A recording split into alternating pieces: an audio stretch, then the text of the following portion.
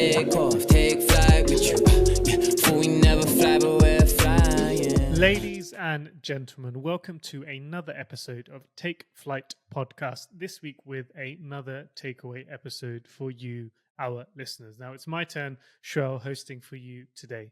Now, for those that are new, these Take Flight takeaway episodes are bite-sized episodes of around 10 minutes where each of us take turns to share some takeaways and learnings which we think would be of value to others. In case you haven't checked out any of these takeaway episodes before, I highly recommend you check them all out.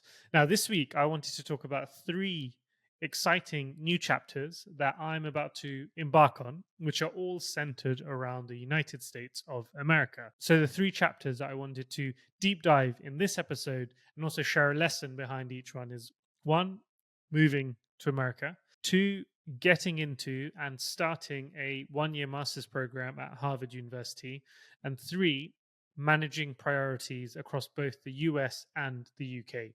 Now, as I record this, I'm in the UK and I'm in the process of packing up to get ready for the move.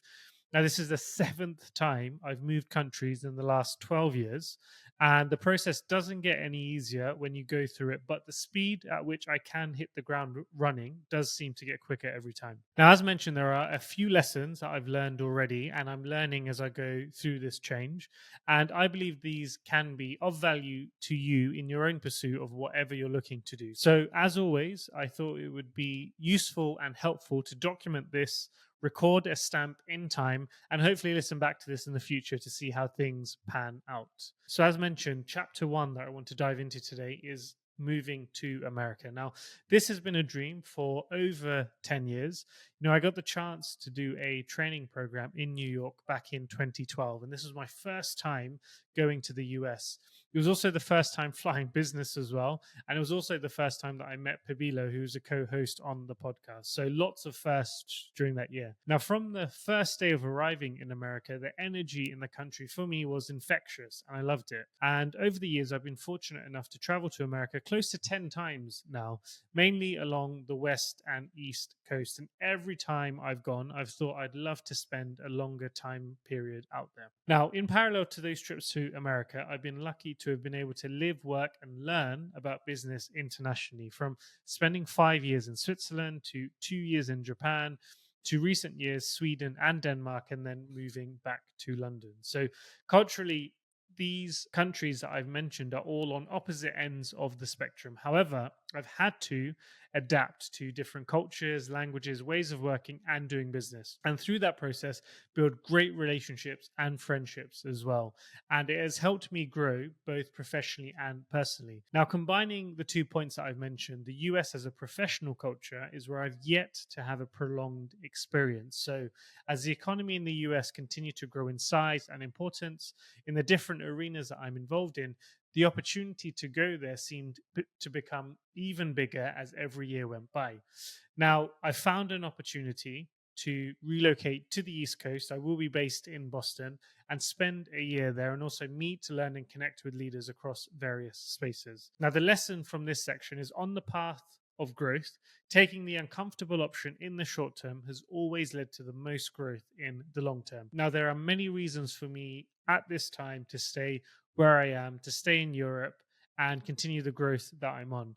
But to continue growing at an exponential rate, especially in this stage of my career, then moving to another market, learning how it operates and seeing how I can help and grow that ecosystem would definitely help me in the long run. Now, chapter 2 about what I want to talk about today was the whole process of getting into Harvard. Now, it still feels surreal to be saying it, but yes, earlier this year, I got offered an opportunity to study at Harvard, which is the main reason why I'm moving to America. Now, I visited last year their campus for the first time in Cambridge, Massachusetts.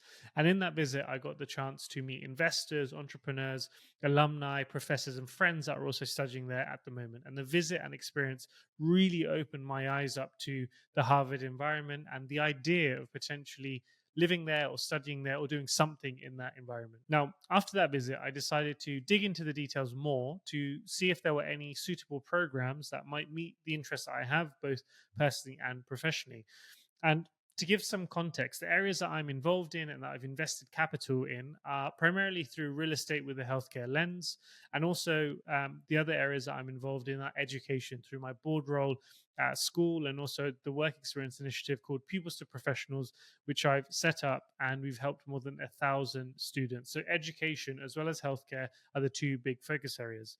Now, in both of those areas, if you're able to align a project area or a business interest or a commercial interest alongside a public policy domain, then the impact can be exponential. So, an example of this that I've seen in healthcare, aligning your commercial product with a health need and issue that is relevant across a large population of people. Now, if you're able to combine a solution with the need, then the impact can be exponential. Or another example that I've seen in education. So, seeing a gap for students with lower social mobility and then connecting them with an initiative in line with government priorities to maximize support.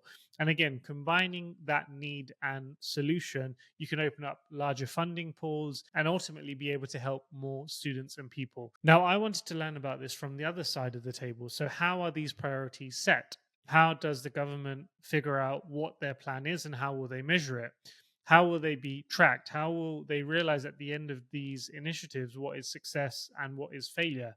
Now, this is why the masters that I got into ticks all of those boxes. Plus, through this process, I've got onto a master's program where I will be able to meet more than 200 leaders who will all be on my course with an average age of being in their late 30s to early 40s. So they're all older than I am. But with that, they bring a wealth of experience across both public and private sectors. So going on this journey to study with them for 1 year full time is something that I'm very excited to be part of and experience together. Now, I have to give a special shout out to everyone that helped with my application process. I had to get 3 references, 2 professional and 1 personal, as well as submit multiple long essays and undertake a few tests as well. So thank you for everyone that supported during the application process, and I will continue to pay that support moving forward. Now, the lesson here is to really try to be around people that are dreaming big and that are there to support you to dream bigger. So nothing is more impactful than getting around these people, supporting them,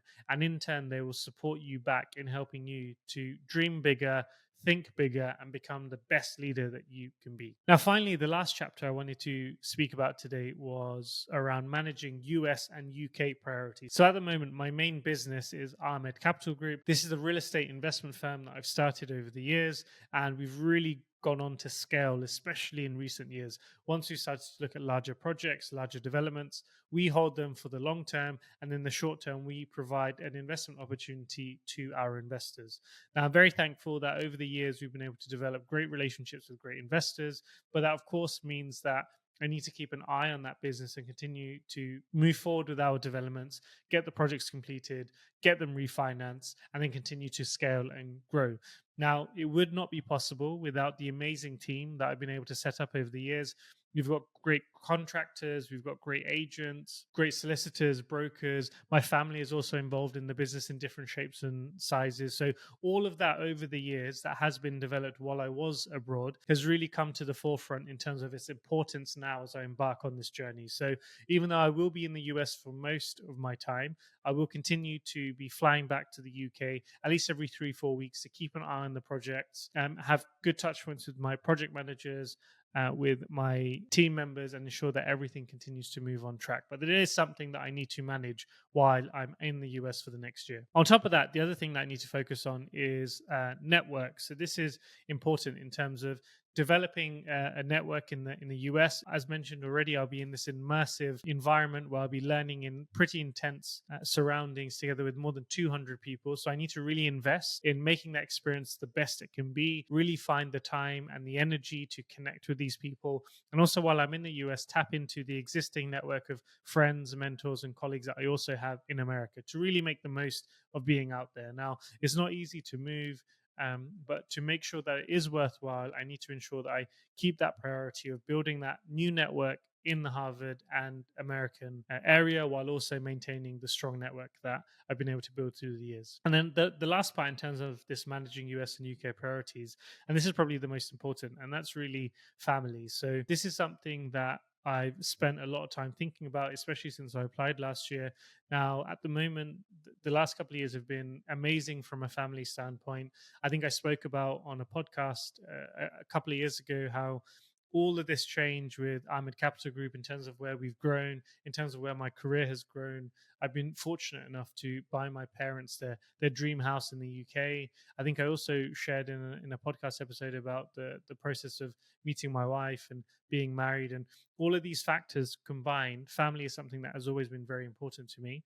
Now it's something that I need to continue to prioritize. I need to ensure that I make the time to stay connected, and fortunately, with their support and blessing, I've been able to embark on this journey. So it just made me appreciate even more how important family is, how important having a great life partner is, and going through this process make me appreciate even more the value that they bring and the support that they bring. So it's important that I prioritize giving them that support back as and when I can, and even more so as well. So the lesson in that section is that some of the best career advice that I've been given is to ensure that you pick your partners well, and the partner that you have, whether it's a professional or personal setting, should get you closer to your end goal and not further away. Now, I've been very fortunate that with all the partners that I have, both professionally and personally in life, my wife, my family, my business partners, the support has always been A1 since day one. And they've never doubted my dreams. They've given me the space to flourish, and they've continued to fly in their own respective careers as well. And